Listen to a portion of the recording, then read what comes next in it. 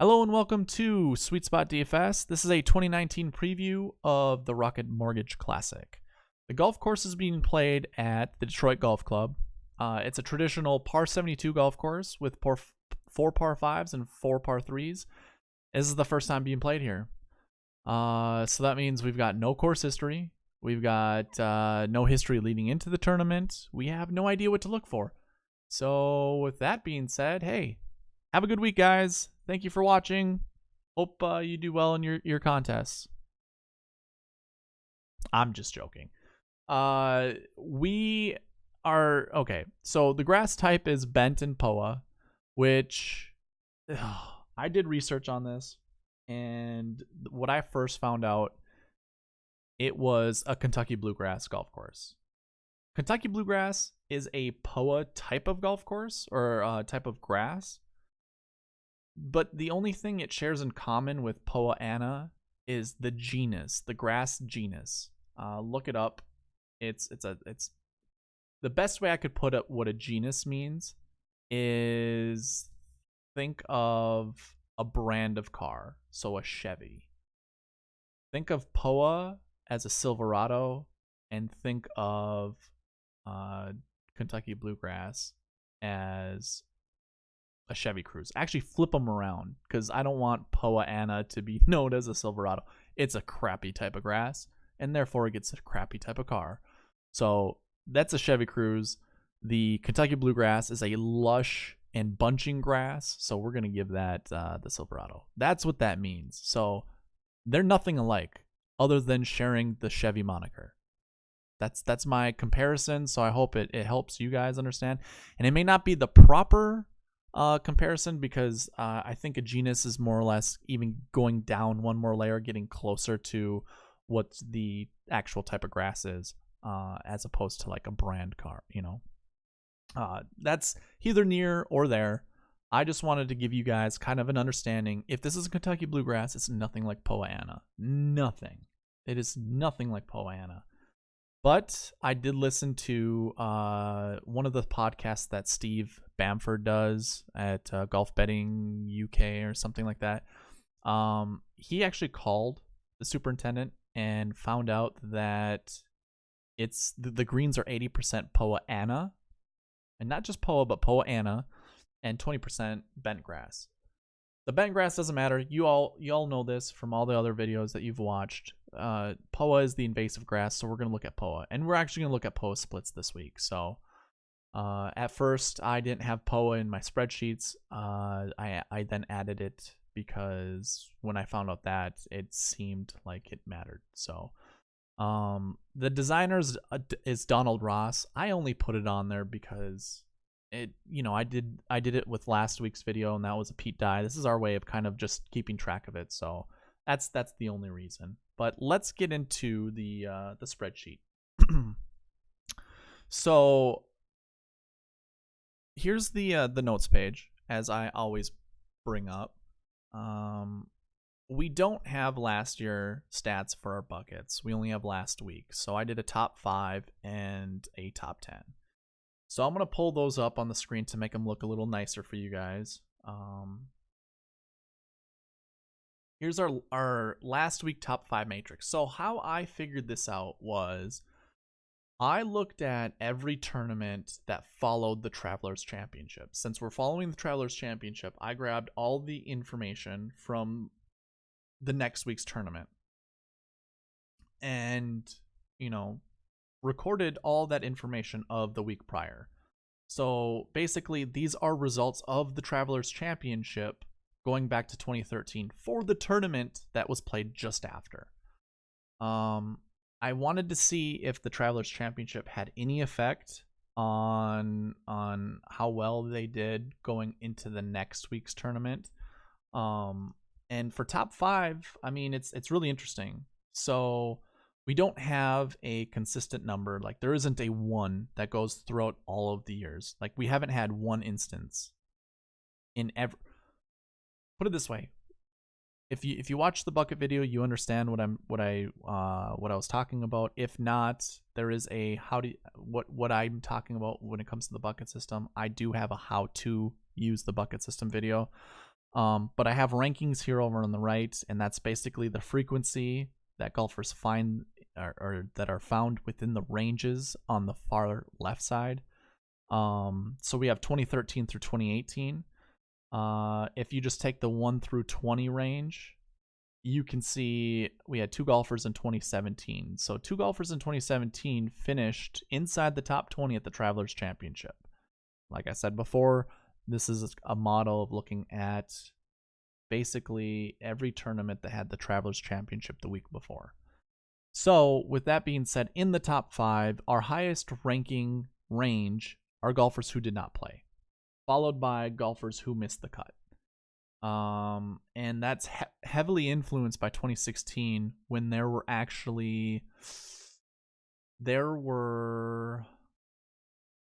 7 golfers.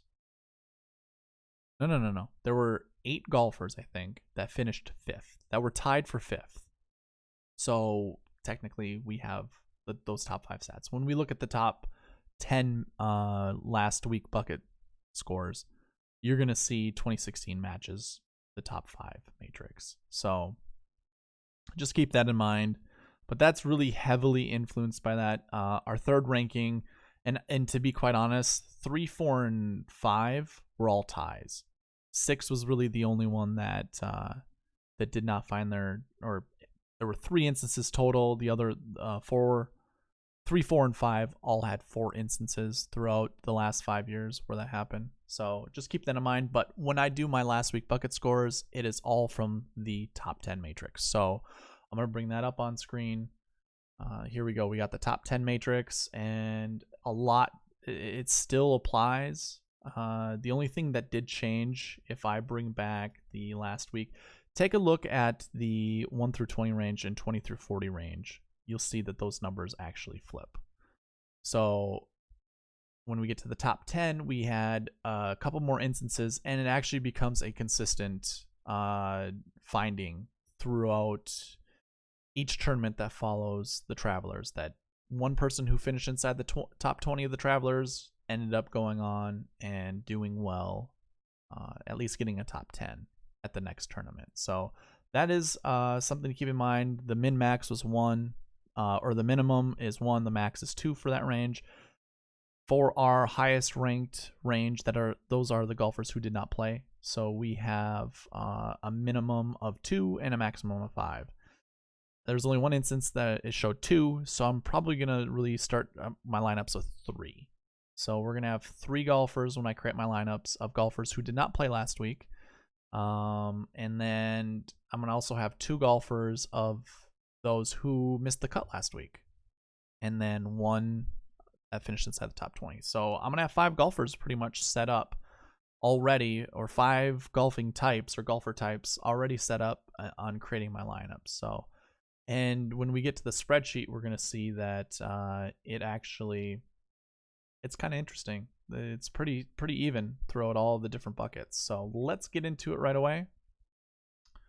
Let's go to the DK page. So we see Dustin Johnson up top. He's $12,000. That's pretty expensive. I'm not sure how I really feel about that. You know what? Never mind. I do know how I feel about that. I think he's the best golfer in the field, and I'm going to play a lot of them. So we're going with Dustin Johnson. I do like Ricky, and I do like Hideki Matsuyama. So I don't know how I'm going to split up my shares. I might go 40% Dustin, and then 30% Ricky and or Hideki. I'm going to play some Gary, but it's not going to be a lot of Gary. I just don't. It's 2 weeks since he won the US Open. I think he's showing up because he made a commitment to this. I don't know if he's coming down from his high. I mean, I'm going to take him as a professional, and perhaps that's just good enough, for him to finish well. And he could just be on fire. He might come out to this tournament and just play golf and be successful. If that's the case, then, he can do well. I'm going to split these up by buckets, though. So like I said, I am going to play 3 ones, where I'm going to start my lineups with 3-1s, go down to 2, go up to 4 and 5. And of the ones, my favorite golfers I have starred. So I like Dustin Johnson, I like Ricky Fowler, Hideki Matsuyama, Jason Duffner, Jimmy Walker, and Luke List. Here are the other high priced guys that did not make my list. I just wanted to create a smaller list, but I do like Billy Horschel. I do like Charles Howell III. And just mind you guys, I'm not one that kind of goes all in on players. So these guys will all be like 20% or higher probably in my lineups. I'm probably going to own at least 1 or 2 of these guys in 10% of my lineups. So please keep that in mind when we go through this. It doesn't show that I necessarily like them, but I'm also trying to trim the fat and give you a better core of players. So of the ones that I like, Dustin, Ricky, Matsuyama, Duffner, Walker, and List.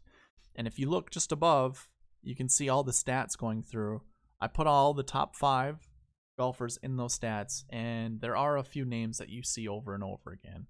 You see here on the spreadsheet, I have highlighted him. That's Corey Connors. Corey Connors shows up in a lot of stats. He's in the top of a lot of stats. I do like Corey Connors. I will be playing him. You know what? In fact, I'm just going to put a star because I do like him quite a bit. I'm going to play him in a lot. And really, the rest of these golfers, I'm not going to really care too much about. Let's go to the 2s. And for this week, all I'm going to do is I'm going to go through 1s, 2s, 3s, 4s, 5s. Give you all my favorite golfers, and then we'll talk a little bit about stats. I think I'm going to jump on Jason Kokrak because golfers who missed the cut the week before do well at the tournament that follows the Travelers Championship. I'm going to use the last week bucket to my advantage when it comes to that, and I'm going to choose Jason Kokrak in a few of my lineups. Probably not going to be 20%. I'll probably play him somewhere around 10 to 15%. I don't know what happened last week, but the bucket system's unbiased, and I think I want to use him. I don't necessarily care for his POA stats, but you can't really look at his swing metrics because he didn't do the hottest last week, and if he is battling some kind of personal matter or an injury, then we should probably stay away from Jason Kokrak. I do like Ben An. I don't know what happened last week, but I'll probably jump back on Charlie Hoffman. I like Bud Cauley. I like Siwoo Kim. Siwoo Kim's off of the tee stats are really good, so I like that. I really like JB Holmes, Max Homa, and Scott Stallings in this list. Those are golfers you probably don't hear much of, but I actually do like them for their off the tee. And so so the rough is going to be probably pretty thick. We're going to think of the Kentucky Bluegrass being a bunching grass. If it is Kentucky Bluegrass on the rest of the course, we could see probably thick rough. So we want to find golfers who have a good off of the tee swing metric as well as tee to green. I'd put driving accuracy in there, but it kind of consists of driving accuracy, the off of the tee stat. So I'm just going to go by off the tee. And so that got me on golfers like Cameron Champ and Hunter Mahan. So Hunter Mahan is $6,300. He's a pretty cheap player that has a pretty decent overall POA history as well as finding the top 10. So I'll be playing him in a few lineups, especially more in my stars and scrubs lineups. And the rest of the golfers are kind of self-explanatory. Let's go to the 3s and take a look who we have there.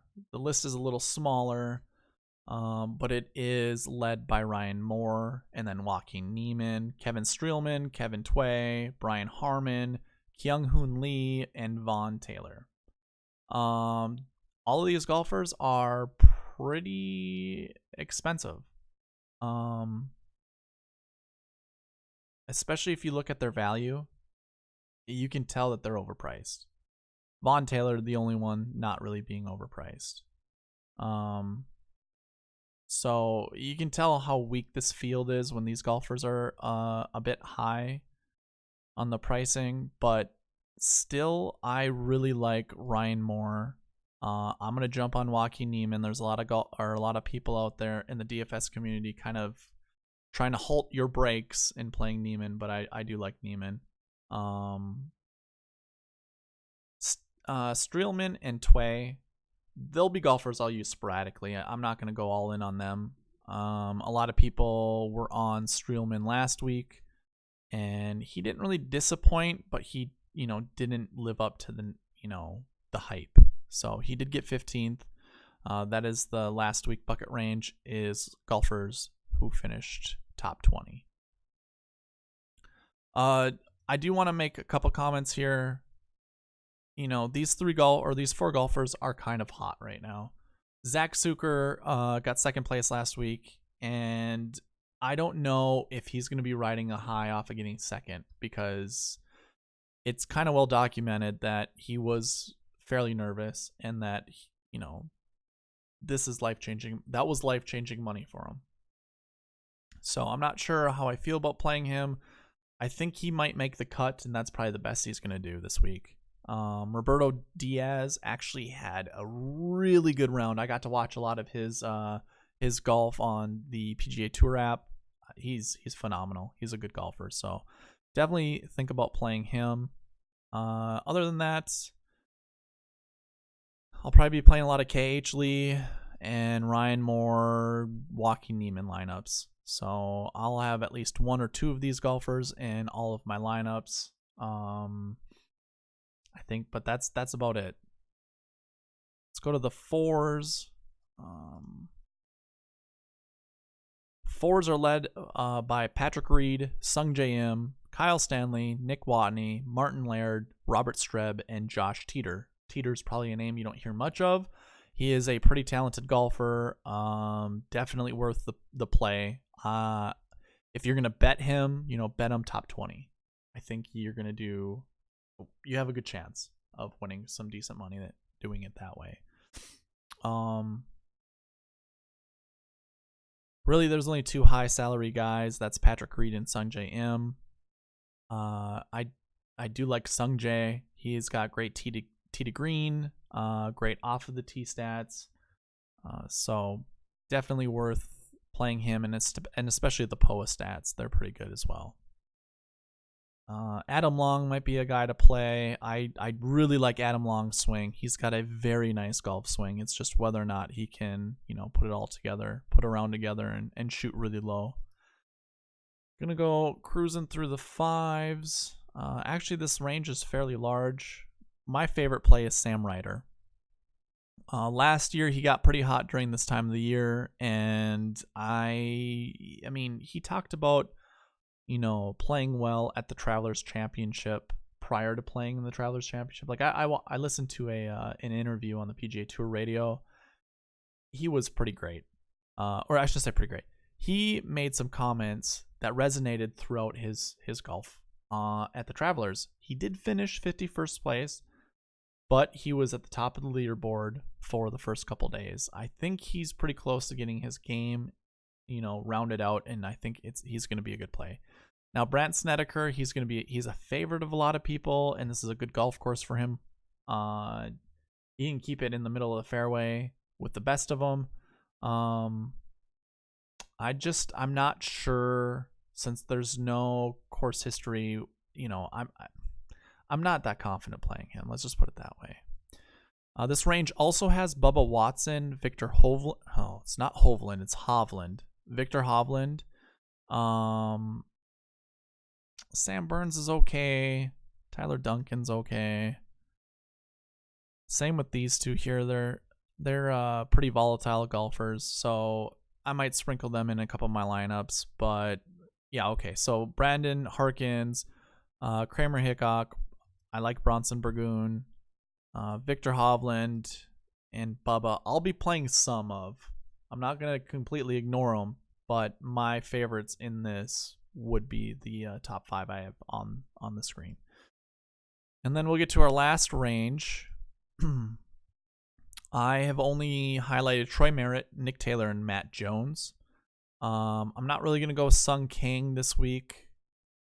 although his stats aren't too bad. Matt Jones has some pretty decent off the tee stats, and I don't think you guys can see that, so go ahead and hide that. There. So Matt Jones has decent off the tee and tee to green stats. He also has a decent birdie or better percentage, which again you guys can't see, but if I scroll over, I have it highlighted there. So he has a 21.41% birdie or better percentage. So I do like that. But Troy Merritt, probably the best play. We do see Matthew Wolff, and I think he's a talented kid. He's only played one tournament, and all of these stats here can't really, hold him to it. So we're not gonna. He's one that you can ignore when looking at the stats. He played one event, got MDF'd. So I think you should play him. I think he's a very good play, and yeah, don't feel slighted in playing him. Okay, so now that we have all of that, I want to go through the stats. So which means I'm going to hide some of these columns, and then we're going to go through what we think matters.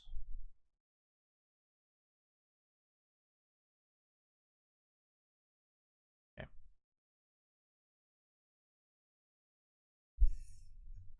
Scroll up to the top, and let's go by POA top 10%. Now we have some golfers here that do not have stats, so let's forget about those guys. Of course, can't make this perfect. There we go. No. There you go. All right, so we have Dustin Johnson with a 50% mark of finding the top 10 at POA events.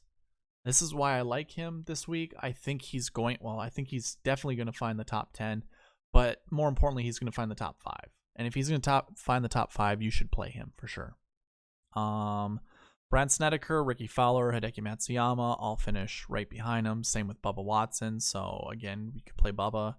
But you basically can see I have just about everyone highlighted here on the left of golfers who have a good top 10% or top 10, a percent to find the top 10. That's always a tongue twister for me. I also like looking at the overall POA stats. So you've got Dustin Johnson and Hideki at the top, followed by Bubba. So really, Bubba's probably not a bad play. And he missed... no, he didn't miss the cut. Did he get MDF'd? Yeah, he got MDF'd. Okay, so... yeah, I don't know. I'm just going to stick to the bucket system. That way I can, make an excuse for not playing him. But we see Patrick Reed up there, as well as Brant Snedeker and Ricky Fowler, as well, and Ryan Moore. I know I could probably name all of them going all the way down the list, but gives you kind of a good reason to play some of those other golfers in the different buckets. And if we look at the 2019 POA stats, we see Hideki at top again. So Hideki is, he's looking really good for this week. A lot of people like him, and there's really no question as to why you should like him. He's doing really well, especially leading up to this tournament, and his stats are just insane. He is the second-ranked golfer in the field, tee to green, the first-ranked golfer on approach, the fourth-ranked golfer, birdie or better. He only follows Dustin when it comes to tee to green. And he follows Gary Woodland when it comes to birdie or better. I don't have the rest of the stats up, so I'm not going to continue going through them. But Hideki is just looking to be the play this week. All of his stats just are amazing. And especially when we don't have a last year score to look at or course history to look at, maybe, it's easy to do the swing metrics. But I do think what happens coming into this tournament matters, and obviously having the rest coming into this tournament matters. So Hideki Matsuyama is a good play in my opinion. Let's go tee to green. Again, Dustin Johnson leads that, followed by Hideki, Gary Woodland, Ben Ann, Corey Connors, and Jason Kokrak. Ricky Fowler's not down there too far, but definitely worth, you know, we see Corey Connors and Hideki on there as well. Again, we see Dustin at top. Now we see Cameron Champ for off the tee. Now we want to find golfers who are fairly accurate with their drives. So I know that's kind of hard to think of with some of these top guys. I think of Dustin Johnson as an accurate driver of the golf ball. I also think of Luke List as an accurate driver of the golf ball, and the other ones are a little bit sporadic, more sporadic than I would give them confidence in. So I'm not going to worry too much about that. We look at approach now. We have Hideki at top, followed by Kokrak. But again, Kokrak was a little hurt. I mean, there was a reason he did not play in a tournament not too long ago, and I can't think of it. So, just keep that in mind. And then Ryan Moore we see here. I like that with approach. Definitely worth looking at. I'm not going to worry about putting this week, guys. The greens are very undulating greens. I think it's just yet to be seen what that means when it comes to looking at a putting stat, especially at a golf course we haven't seen before. If you want to look at putting stats, we should probably look at POA splits to go with putting stats. So, I mean, straight away we have Brandt Snedeker, Ricky Fowler, and then there's DJ. So maybe another reason to play Dustin Johnson. I think that's all that I'm going to go through. You can look at the green and reg percentage. Again, you also have the stats that have been going through up here, so you know who the top 5 are. And I'm not going to go throughout all the golfers. So I think I'm just going to leave it at that. I hope you guys do well this week. I know it's kind of a difficult